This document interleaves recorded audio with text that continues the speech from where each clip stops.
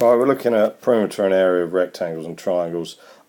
Perimeter wise, I'm only really going to look at rectangles. Perimeter means the length around the outside. So if you think about it, that's, sorry, not 5, that's 8 centimetres and that is 5 centimetres.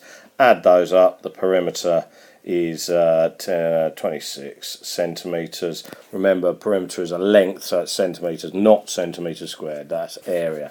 Now, if I look at area of rectangles, you could think along the lines of, well, this is divided up into 5, like this, okay, and this is divided up into 8, okay, so we get, oh, so I'm just trying to do this, okay, so there we go. You could count the squares, but ultimately it's 5 lots of 8, so 5 times 8. Now we should know our 5 times table and our 8 times table.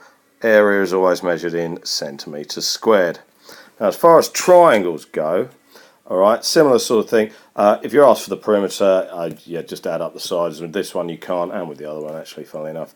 But area you can do. Now the way to do this, you'll have seen stuff like half base times height. Now the reason that works is if I draw another triangle exactly the same shape, but sort of the other way around, rotated, I get a rectangle. Now the area of that rectangle would be 6 times 5. We've just done that, but I've only got half of it, and that's where it comes from. So it's 6 times 5 divided by 2, alright, which is 15 centimetres squared. Remember, it's squared because it's area.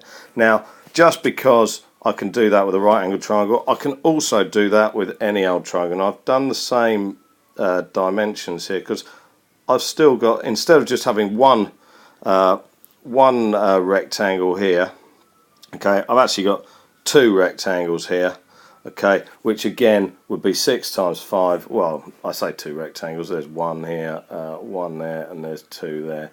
Alright, but actually what I've got is 6 times 5, again, divided by 2. So, area 6 times 5 divided by 2. Alright, which again is 15 centimetres squared.